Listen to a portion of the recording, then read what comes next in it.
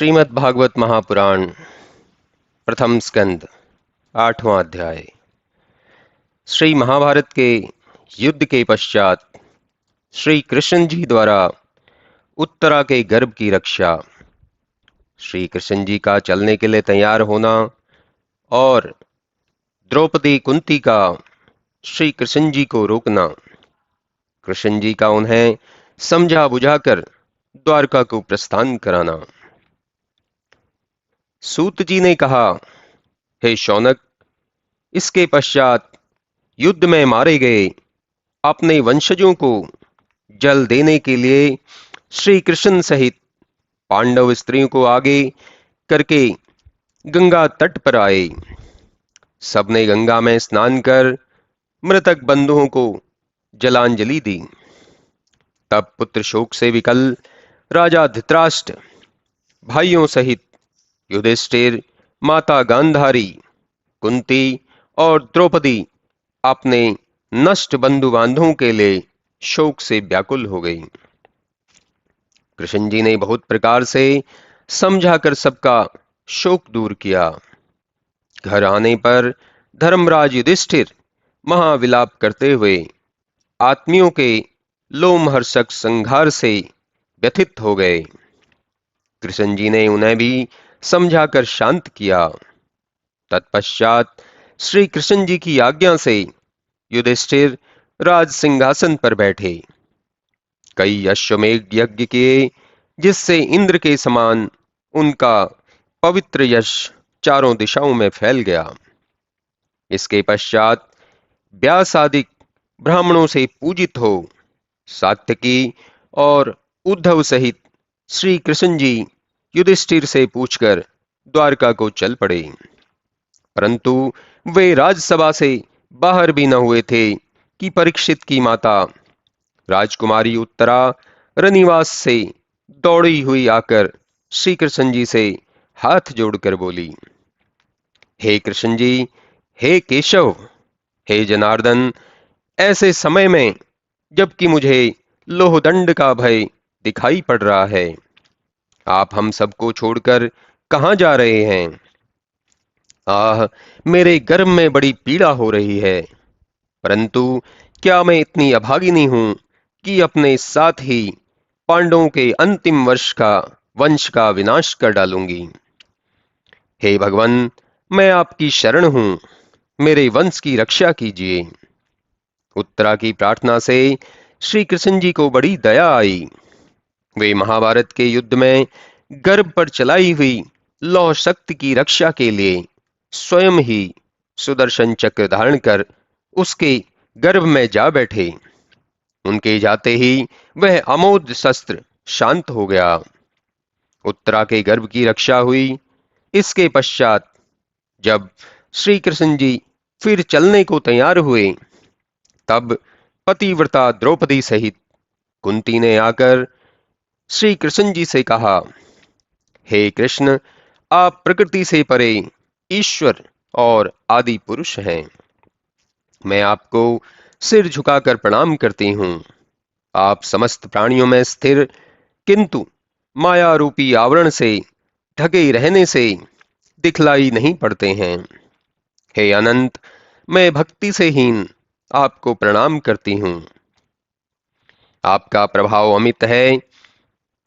आप देहाभिमानी पुरुषों को दिखलाई नहीं पड़ते, किंतु वहीं आप निर्मल चित्त वाले योगिनियों को भक्ति करने के लिए एवं पृथ्वी का भार हरण करने के लिए युग युग में अवतार धारण करते हैं। तब भला हम स्त्रियां आपको कैसे देख सकती हैं? हे देवकी नंदन, हे वासुदेव, हे कृष्ण, हे नंदगोप के पुत्र, हे गोविंद, मैं आपको प्रणाम करती हूं। हे कमल नेत्र, हे कमलों की माला धारण करने वाले कमलवत चरणों वाले, आपको मेरा नमस्कार है। हे हृषिकेश, जिस प्रकार दुष्ट कंस के बंदी गृह से आपने देवकी जी को छुड़ाया है, वैसे ही पुत्रों सहित शोक से व्याकुल मुझको भी बारंबार की विपत्तियों से आपने ही छुड़ाया है। हे कृष्ण, यह सब आप ही की कृपा थी जो सर्वदा मेरे पुत्रों की रक्षा होती गई।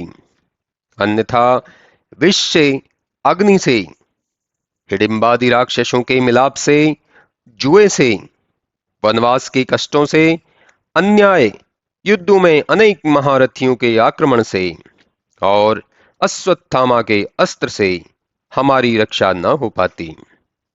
परंतु हे केशव, ऐसी विपत्तियों का सदैव आह्वान करती हूँ जिनके आगमन में ही आपके ऐसे दर्शन होते हैं, जिस दर्शन से मोक्ष की प्राप्ति होती है। किंतु जो लोग उत्तम कुल में उत्पन्न होते हैं और जिनके पास ऐश्वर्य, शास्त्र ज्ञान और लक्ष्मी की बढ़ती होती है, उन्हें अर्थात ऐसे लोगों को आपका दर्शन तो दूर रहा, उनकी जिह्वा में इतनी भी शक्ति नहीं होती कि आपके परम पावन नाम को ले सकें। हे भक्ति प्रिय, हे आत्मराम, हे कैवल्यपति, मैं आपको हाथ जोड़कर प्रणाम करती हूँ। मेरे विचार से आप आदि अंत से रहित ईश्वर, कालों के भी काल और समदर्शी हैं।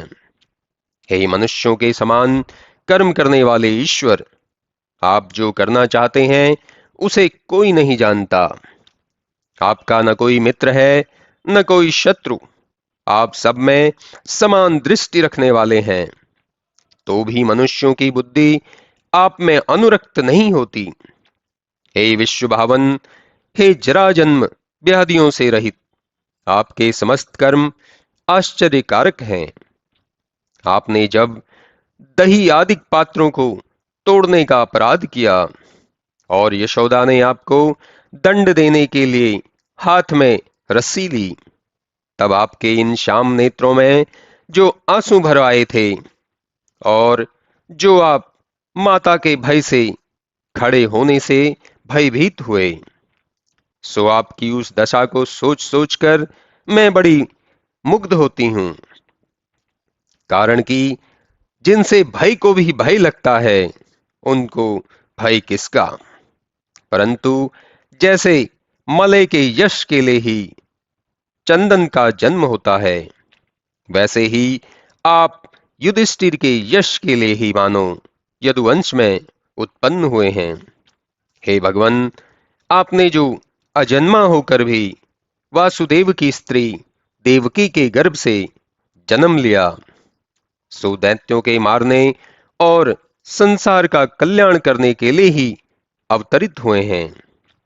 किसी का तो यह कहना है कि आप पृथ्वी का भार हरण करने के लिए उत्पन्न हुए हैं, और कुछ लोग यह कहते हैं कि आप संसारी जनों के दुखों को सुनने तथा अपने उत्तम चरित्रों को करने की इच्छा से इस संसार में आते हैं। शास्त्रों का ऐसा कथन है कि जो आपके चरित्रों का यशोगान करते हैं, वे शीघ्र ही आवागमन से मुक्त हो जाते हैं। सो हे श्री कृष्ण परमात्मन, आप अब तुम हम सबको छोड़कर कहाँ जाते हो? तुमको छोड़कर हमें किसी दूसरे का भरोसा नहीं है। हे केशव, जैसे शरीर में जीव के न रहने पर नाम और रूप कुछ नहीं रहता, वैसे ही आपके दर्शनों के बिना यदुवंशियों सहित हम पांडवों की प्रसिद्धि तथा ऐश्वर्य कुछ भी नहीं है। हे गदाधर, वज्र, अंकुशादि चिन्हों से युक्त आपके चरणों का ध्यान करने से पृथ्वी इस समय जैसी शोभा दे रही है, वैसा आपके चले जाने पर शोभायमान न होगी।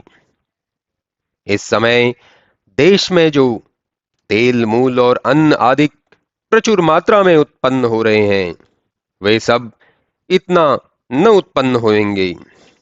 वन, पर्वत, नदी और समुद्र जो इतने बड़े हुए हैं, सो आपको देखकर ही उन्नतशील हुए हैं। हे विश्वेश, यदि आपको जाना ही था तो आपने इन पांडवों और यदुवंशु में इतना कठिन स्नेह पाश क्यों बांधा? हे अर्जुन के मित्र, हे पृथ्वी के लिए शत्रुता करने वाले राजाओं के नाशक, हे अमित प्रभाव वाले श्री कृष्ण, हे गौ ब्राह्मण और देवताओं का दुख हरने के लिए अवतार लेने वाले गोविंद, हे योगेश्वर, हे अखिल ब्रह्मांड के गुरु भगवान, हम सब आपको प्रणाम करते हैं। सूत जी कहते हैं, जब इस प्रकार कुंती ने श्री कृष्ण से समस्त महिमा की प्रशंसा की, तब कृष्ण जी मंद मंद मुस्कुराकर कुंती और सुभद्रा आदि स्त्रियों से बहुत अच्छा ऐसा कहकर अपने नगर द्वारका को चले गए। श्री कृष्ण जी के द्वारका चले जाने पर युद्ध के लिए युधिष्ठिर को बड़ा शोक उत्पन्न हुआ। वे गुरुजनों, श्रेष्ठ आत्मियों, बंधुओं और संबंधियों तथा मित्रों के मारे जाने से बारंबार लंबी सांस लेने और नाना प्रकार का संकल्प विकल्प कर दुख प्रकट करने लगे।